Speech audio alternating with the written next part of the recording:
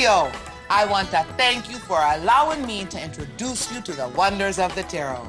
I'm glad to see you have taken the first step towards a new world of knowledge and empowerment. Your new tarot reading skills will help you create a better life for yourself and the ones you love. And now you have everything you need to get started. Remember that tarot is much more than a game. This is a spiritual undertaking. You may not yet know how to interpret the cards, but the truth is there right before you. The cards, them never lie. Within this tape, you will find the tools you will need to begin exploring the ancient tarot. As a shaman, I have dedicated my life to teaching. It is crucial to me to pass the knowledge on. This is an essential requirement in my belief system. Although there is much information to absorb, don't be fearful. While mastering the cards takes time and study, this introduction and the accompanying booklet, along with its tarot key, will provide you with all you need to begin your personal journey. Should you need further help or assistance, please feel free to call our service and support line anytime and speak to one of our tarot experts. The number is on your screen.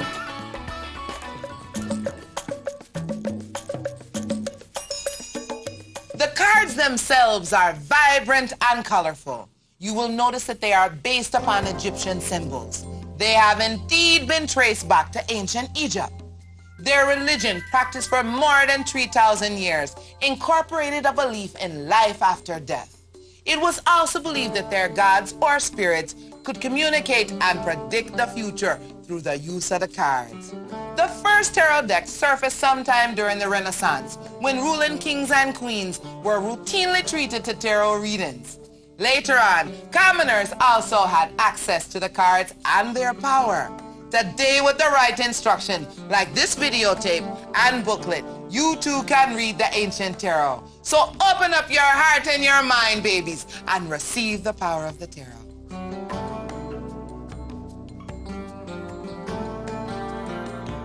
Before placing the cards out to be read, they should be shuffled. Now, most of you probably think there is a right or a correct way to do this, but there isn't. Just mix them up in whatever way feels most comfortable for you.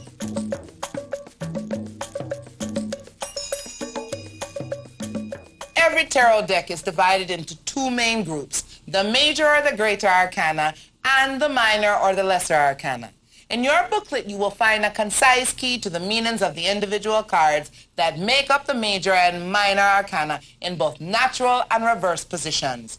Be assured that over a period of time, the cards will come to know you and you will come to know the cards. But just to get you started, here's a guide to the cards that make up the major arcana.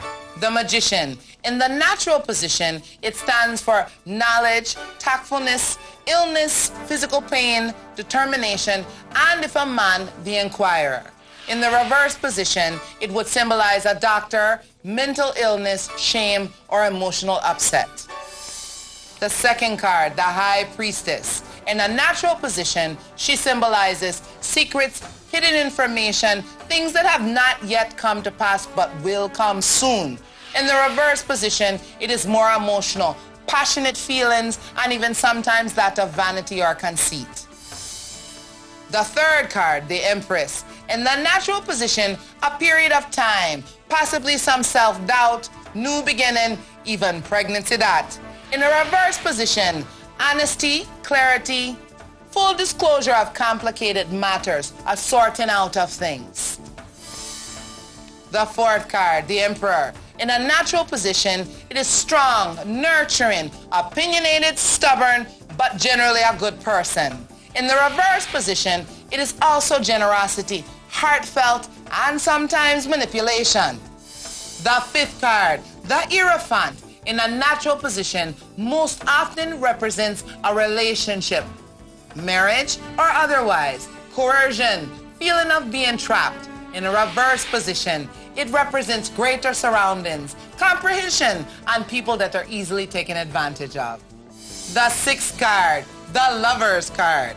In a natural position, it stands for physical attraction, the body beautiful, love relationships, and overcoming some difficulties. In a reverse position, it stands for silliness, unrealistic goals, and the indication of a relationship ended.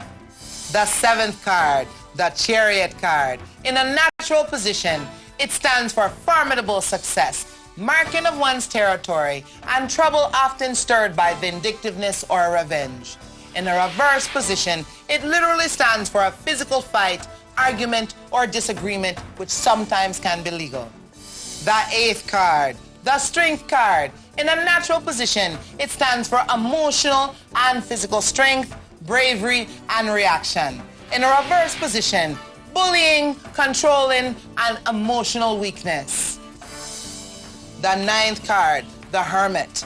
In a natural position, indicates loneliness, solitude, often betrayal, incorrect actions or dealings. In a reverse position, hidden actions of guilt, fearfulness, and uncertainty. The 10th card, the Wheel of Fortune. In a natural position, it often can symbolize a personal journey, happiness, and positive results. In a reverse position, unexpected increase in your monies and your resources and ease of movement. The 11th card, the Justice card. In a natural position, it is balance, decisions based on one's character or legal issues. In a reverse position, it is harsh decisions, all legal actions or dealings, and extreme results. The 12th card, the Hangman. In a natural position, it stands for meditation, reasoning, analyzing, insight, and even deja vu. In a reverse position, it is simply pure influence and greed. The 13th card, the Death card. In a natural position, it is an end of a matter, a physical passing, literally death, or complete destruction. In a reverse position, it often symbolizes depression, that inability which to sleep, insomnia, and weariness or lack of direction. The 14th card, the card of Temperance. Natural position simply means patience, prudence, decisions, and balance of actions. In a reverse position, it can symbolize frustration, division, and matters of spirituality. The Devil card, the 15th card. In a natural position, anger, violence, intimidation, misdirected determination, sometimes death by extreme violence. In a reverse position, it is mean-spiritedness, gossip, lack of vision, and clarity. The 16th card, the Tower card. In a natural position, it symbolizes turmoil and conflict in one's home, lying, sadness, and an overall lack of peace. In the reverse position, unfortunately, it is the same. Also added is some brutality and overbearing farce. The 17th card, the Star. In a natural position, it is a sense of loss, either of an individual or material possessions, but also hope. In a reverse position, it is conceit and very much so inflated self-importance.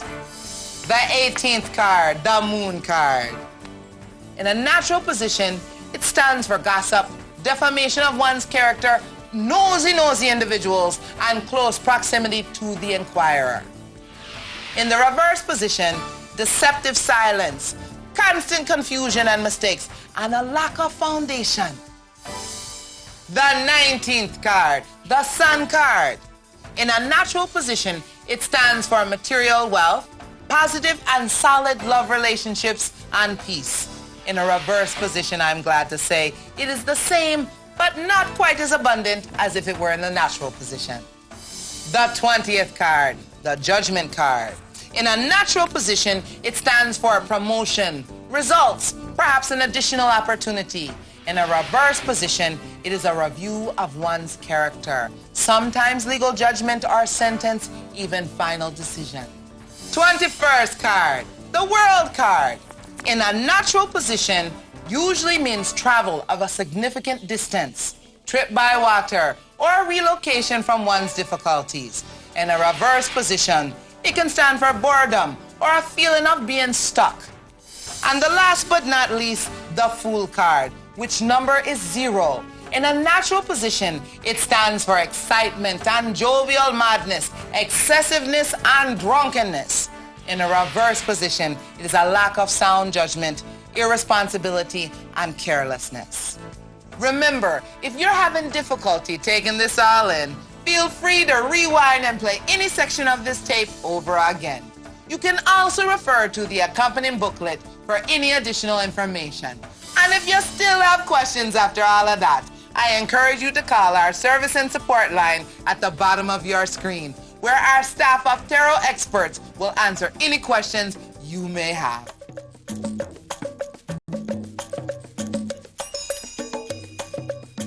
Similar to a regular deck of playing cards, the minor or the lesser arcana are divided into 4 different suits.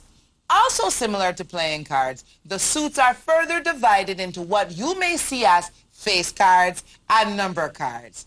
The suits are staffs, cups, swords, and coins.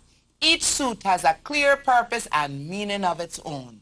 For example, the staffs often represent the everyday struggles we encounter in our daily lives. The cups represent the emotional fruits of our labors, as well as tangible benefits. The swords represent struggles that are emotional in nature, ones that cause us to judge ourselves and to judge others. The coins, they represent the increase of money, property, and family, such as additions to one's family, as a result of previous work. It also indicates the handling and appreciation of such gifts.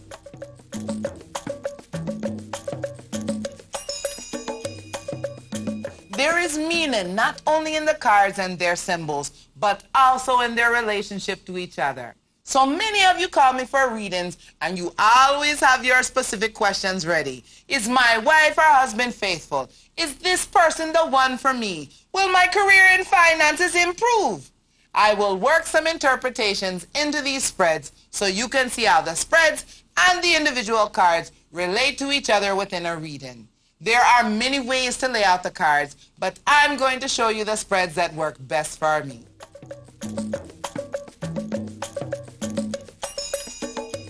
The first spread that I'm going to demonstrate for you is one that you have all seen me use for quite some time now, and it is called the 4 doors. What you do is make sure you shuffle your cards sufficiently, once or twice, sometimes 3 times. It all depends on how you are feeling and what the cards are saying to you. Then I want you to divide the cards into 4 sections. Allow the cut to happen naturally. Don't force it. Simply pick up the cards. Some sections will be larger than others. Some will be smaller than others. Leave the cards to do the work. You start to your outside left. You pull up your first card, then the second card, third card, and then your 4th card is your outside right. Now, as we would move through this, if I was reading this for a person, I would start with the first line only up to give me an idea of what is going on. We have the Queen of Swords here. Very formidable woman, very generous, very upstanding. Next to it is the 2 of Staffs. So I'm thinking here there are some surprises going on with the 2 of Staffs in this reverse position. Then we've got the Page of Swords. Again in a reverse position, and then we're followed by the Sun in a reverse position. Well, this is still a little bit confusing, so I don't want you to be alarmed. We know what we're talking about here. Now we go on to the Page of Cups, the Knight of Cups, Page of Staffs, and the 5 of Cups. Let me tell you something right now. Let me see. This young lady here, the Queen of Swords, she has too many boyfriends. Cleo, how you know that? Watch. We have too many men that are represented by the cards. Remember, the cards have more than just one meaning. Truth is dimensional, my dears. It is not one-dimensional. It is multi-dimensional, and that is why the cards work. Here she is. There is one Page of Swords. There is one Page of Cups. There is one Knight of Cups. There is one Page of Staffs. Now, 2 of the brethren, they look pretty good. 2 of them, I not trust. And one of them, it is real clear to me, has either a drinking problem or a drug substance abuse problem. Because whenever I see the 5 of Cups, there is lamenting that. You understand me? So she is trying to make up her mind about any one person.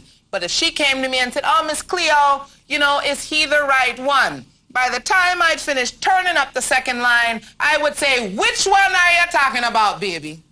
You understand? So this is what I am saying to you. As you will note in the book as well, sometimes depending on the position of the female card or the male card, it gives you also some indication as to what the person may look like or what their personality may be like. You all often are marveled at how Cleo gets so many details. Does she pull them out of the air? True enough, the spirits come and give me much. But often I get very, very specific information just from the cards. And so I want you to understand that it is always constant. As we move through this reading, we would then take each line of cards and move them up to the top so that the story can continue to develop. As I have said to you before, it is like a huge puzzle, and you have to put the pieces together.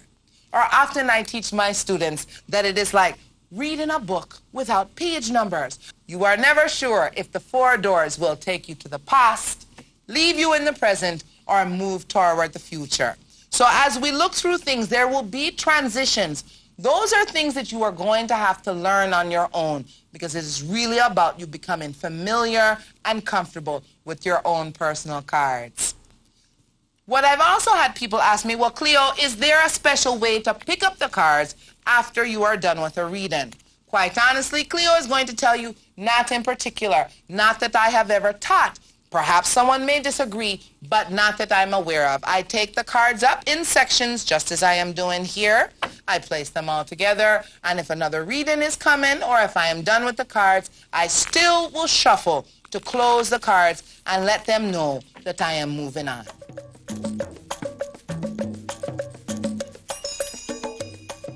The next spread that I would like to demonstrate and show for you is the 3-card spread.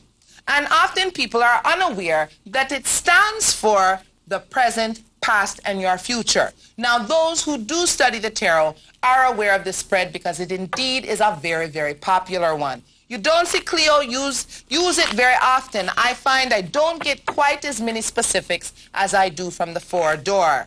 But let's go ahead and shuffle our cards again. Always, always shuffle your cards after a reading. Even if it is a practice reading, always put your cards back together and shuffle them again so that they can come and fall as they need to. Again, we cut them into 3 sections. Let the cards fall, natural in their cut. Some sections will be bigger than others. Some will be smaller. You cannot control the cards. You start to your left, your center card, and your outside right card. First card is past, middle card is present, third card is future. Let's see what the next line tells us. Oh my. I would even wager to say that this again is another difficult situation here about love matters, and that there may have been some decisions made in extreme haste. Even so, the hangman in that position, there was a lot of thinking going on around this. There was a lot of unnecessary worry by the 6 of staffs in a reverse position. The Queen of Swords, not necessarily a person we want to trust completely, can be a little bit overbearing, a little bit materialistic too. Now, I know it's a love relationship and that we were doing a lot of thinking about that because the 2 of Swords is in a natural position right up under the hangman. Why do I know there are problems? Without a doubt, the Tower card sits below the 6 of staffs. That concerns me as well because I'm seeing a lot of turmoil in the house at that time. Possibly even some fear that may be over-exaggerated by the position of the 6 of staffs, but definitely very, very real and ongoing by the position of the Tower card. Finally, we would end this one, if the reading stopped here with the 4 of Swords in a reverse position, I would know in my heart that this person has had no sleep at all behind this, that they have been so confused and so tied up inside that there is no relief, not even when they close their eyes.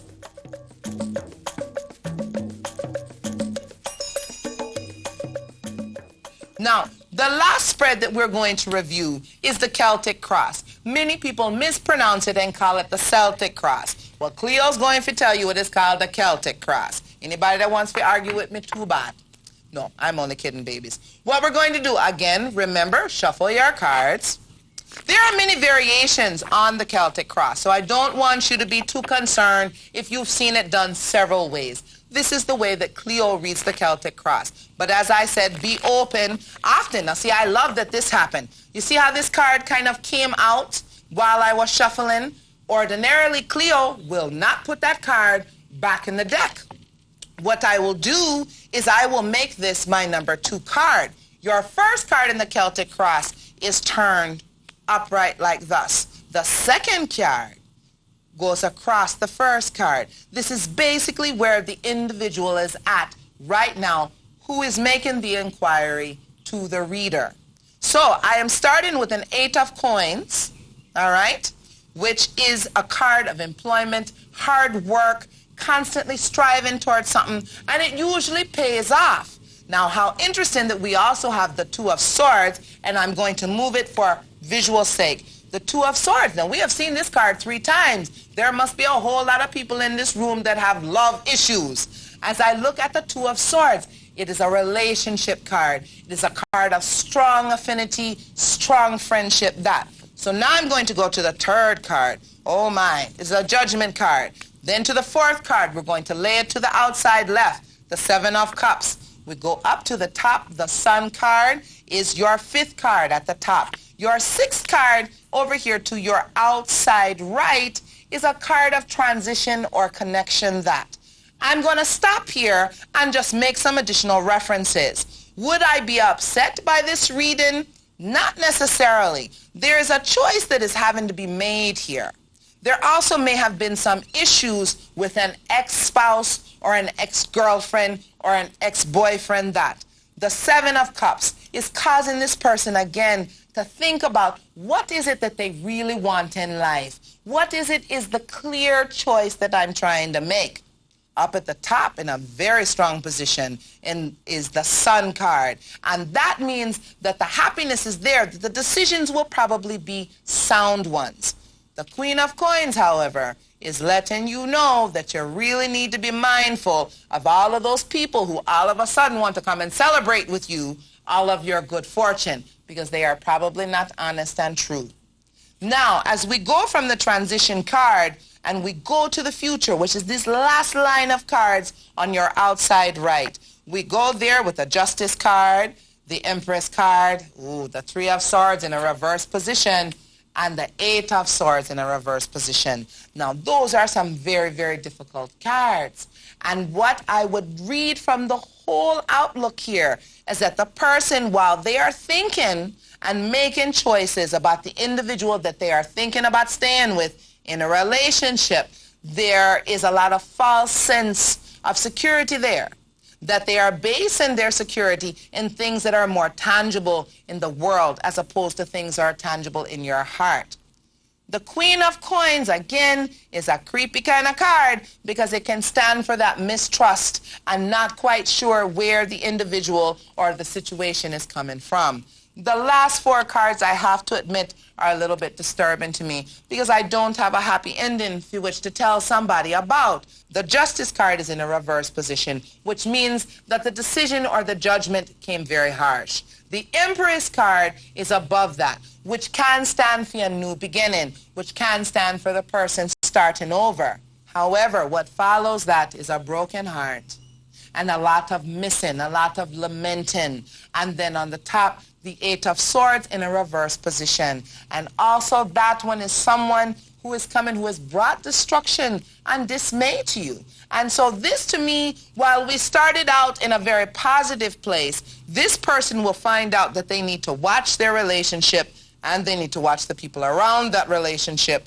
because there is great potential for much mishap and much unhappiness. Once again, babies, if you are having any difficulties in your quest to interpret the cards, please take the time to read the booklet you received with this package. Its card key is concise and very easy to follow. I also encourage you to call our customer support and service line anytime. You'll find that our staff of tarot experts will be knowledgeable and experienced in the ancient tarot. That number is at the bottom of your screen. I hope this time we have spent together has helped to familiarize you with the tarot card symbols and their meanings. The tarot, my dears, never ceases to amaze me, and I think you will feel the same way. I sincerely hope you will be inspired to move forward and learn more, and to teach and share what you know with those who are also curious about the ancient tarot. Until later, easy journey, babies!